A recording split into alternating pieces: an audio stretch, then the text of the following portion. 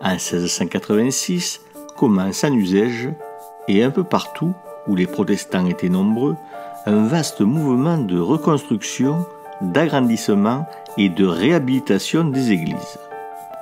L'impulsion a été donnée par la monarchie qui prit des décisions fiscales pour soutenir cet effort sans précédent. La motivation politique de cette campagne est claire, elle tient dans la nécessité de pouvoir pratiquement faire réintégrer l'univers catholique aux nouveaux catholiques, c'est-à-dire ces protestants privés de la liberté de culte par l'édit de Fontainebleau de 1685, édit qui bannit du royaume la pratique protestante. Il s'agit donc pratiquement d'adapter l'infrastructure cultuelle à l'arrivée de cette population. Pour le dire autrement, depuis la fin des guerres de religion, les églises s'étaient peu ou prou adaptées à la baisse du nombre des célébrants, une bonne partie ayant préféré les temples des malsentants de la foi. Or, les documents que nous allons rencontrer montrent le délabrement avancé du parc des sanctuaires catholiques. Un petit panorama avant d'entrer dans l'explication. Nombre des édifices culturels sont ruinés jusqu'aux fondations, comme à Castelnau-Valence. D'autres ont bien quelques élévations encore visibles, un mur ici, un tronçon de nef là, comme à Sainte-Eulalie ou Goudargues. Ailleurs, on ne sait même plus où pouvait se trouver l'église du XVIe siècle, tant elle fut rasée jusqu'au fondement. Bien sûr, des églises sont encore debout et officient normalement. À Castillon-du-Gard, par exemple, on juge dans le devis que l'église est trop petite, ce qu'elles sont toutes. Mais elle est bel et bien en bon état, sans défaut majeur, et il y suffira d'y adjoindre une tribune surélevée, dans le fond, comme il est dit dans le préfet, pour en augmenter la capacité. Ce sera une des solutions trouvées que l'on généralisera à peu près à toutes les églises. À Monclus, l'église est en bon état et l'on y fera une chapelle pour dégager l'espace d'une sacristie. Ailleurs, l'église a été reléguée dans la campagne, chassée par le temple protestant qui s'était installé dans le village, ne souffrant là plus aucune concurrence.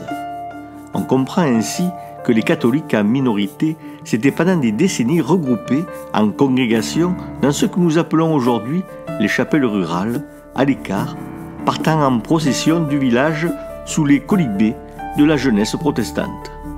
C'est le cas à Moussac, où le souvenir de cette église à la campagne a disparu de la mémoire locale, mais où le parcellaire a gardé la trace du temple, ou à Sagriès, où l'entrepreneur chargé de reconstruire l'église, après la destruction du temple, est enjoint de réutiliser les pierres de la vieille église. Vic et Russan se partageaient une église également à la campagne, jugée trop petite par l'intendant qui obligea les deux communautés à s'en pourvoir indépendamment. À Brignon, l'ancienne église étant attenante au château et enclavée, dans celui-ci en partie, je cite, ruinée et menaçant ruine plus grave de divers endroits, elle fut abandonnée, le seigneur ayant offert une maison sienne dans le dit lieu, joignant le mur du lieu près une de ses portes. On construira là nouvelle église en appui sur les remparts de la ville. Fin de citation. On voit là que de nouvelles églises apparaissent en cette fin de XVIIe siècle. À Russan, la reconstruction de l'église a précédé les velléités de la monarchie incarnées par l'intendant visitant l'Uzège pour se faire une idée de la situation. À Tarot, elle est aussi flambant neuve. À la Rouvière, l'ancienne église fut démolie de sorte qu'il ne reste aucun vestige. Je cite, « L'église, à présent joignant à la maison du curé, est trop petite. » Fin de citation. Il faut donc acheter la maison voisine pour l'agrandir. A l'inverse, à Saint-Désiré, l'église entièrement ruinée est jugée trop grande et sera entièrement rebâtie afin de l'adapter au contingent des âmes souffrantes. Face à tant de ruines, l'intendant impose une campagne de reconstruction et d'agrandissement accompagnée et même précédée d'une vaste entreprise de démolition des temples comme à Saint-Chapte. À Blozac, Montaran, Arpaillargues, le maître d'œuvre doit récupérer les matériaux issus de la destruction des temples protestants. Cette pratique n'est cependant pas systématique et il semblerait qu'on ait préféré parfois, quand c'était possible, réutiliser les pierres d'une vieille église campagnarde plutôt que celles de l'édifice impie abattu il y a peu. Les nombreux préfets retrouvés dans les registres notariaux de la ville d'Uzès nous aident à pénétrer les arcanes de cette hystérie maçonne. Voilà par exemple un préfet, c'est-à-dire un contrat de maçonnerie, qui contient les devis de 19 églises signées par le maître maçon d'Arras, de la localité de Garrigue à l'ouest d'Uzès. Il ne construira pas seul avec ses manœuvres toutes les églises, mais sous-traitera une partie des ouvrages à réaliser à des artisans spécialisés. Ce document est précieux pour plusieurs raisons, mais avant tout parce qu'il nous permet d'avoir une idée de l'état des églises du diocèse d'Uzès en cette fin du XVIIe siècle. Les guerres de religion avaient dévasté le Midi à tel point que rares furent les églises médiévales survivantes comme celle d'Arpaillargues, remaniée toutefois. On apprend par exemple que l'église de Masmolène, je cite, ayant été autrefois démolie et ensuite réparée en partie à diverses reprises et figures irrégulières et peu convenables. Fin de citation.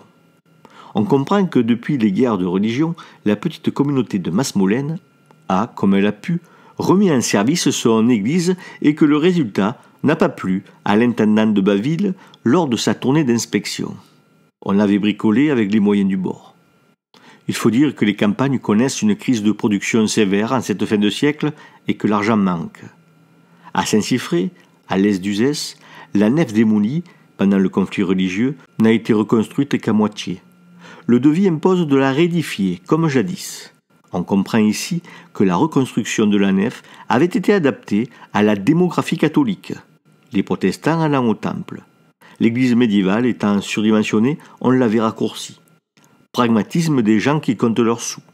L'intendant, qui les compte moins car ce ne sont pas les siens, demanda qu'elle soit restaurée dans sa figure originelle puisque les nouveaux catholiques étaient désormais sommés de fréquenter la messe catholique et donc de venir user les pavés de l'église, désormais plus adaptés.